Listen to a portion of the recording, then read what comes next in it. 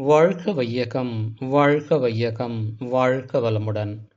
அருள் தந்தை வேதாத்ரி மகரிஷி அவர்களின் நாள் ஒரு நற்சிந்தனை. ஆகஸ்ட் மாதம் 1 தேதி. தலைப்பு: இயற்கை சக்திக்கு உதவுவோம். உடலை நலத்தோடு வைத்துக்கொள்ள வேண்டுமாயின் உடலுக்கும் உயிர் சக்திக்கும் இடையே உள்ள இரத்தம், வெப்பம், காற்று ஆகிய மூன்றுக்கும் ஊறு நேராதபடி பாதுகாத்து கொள்வது அவசியமாகிறது. இயற்கை சக்திகளின் விளைவாலோ அல்லது ஐம்புலன்களின் விளைவாலோ இரத்தம், வெப்பம், காற்று ஆகிய மூன்றுக்கும் சீர்குலைவு ஏற்படுகின்றது.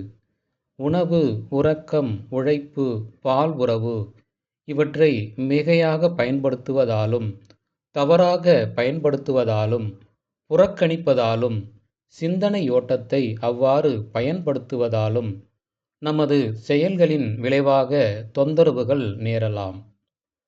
பருவ வேறுபாடு, பரம்பரை உணர்ச்சிப்பதிவு, வானில் கோள்களின் ஓட்டத்தில் ஏற்படும் நிலைமாற்றம் இவற்றால் உண்டாகும் காந்த அலை அதிர்வுகள், அவற்றின் சேர்க்கையின் விளைவுகள் இவை இயற்கை சக்தியால் நேரும் பாதிப்புகளாகும்.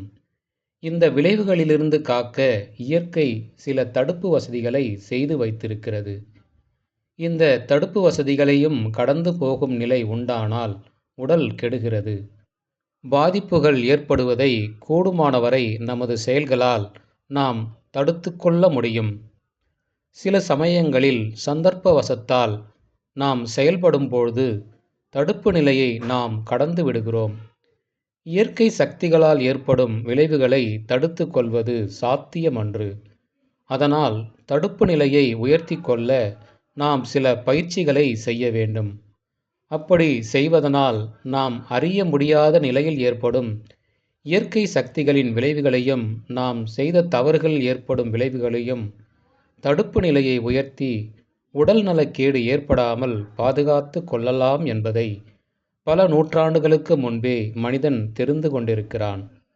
தவிர்க்க முடியாத காரணங்களால் தான் நோய்வாய்ப்பட நேர்ந்தால் இயற்கை சக்திக்கு உதவுவதன் மூலம் நோயை விரைவிலும் வெற்றிகரமாகவும் குணப்படுத்தி கொண்டு உடல் நலத்தை விரைவில் பெற்றுவிடலாம். அருள் தந்தை அவர்கள் வாழ்க வளமுடன்.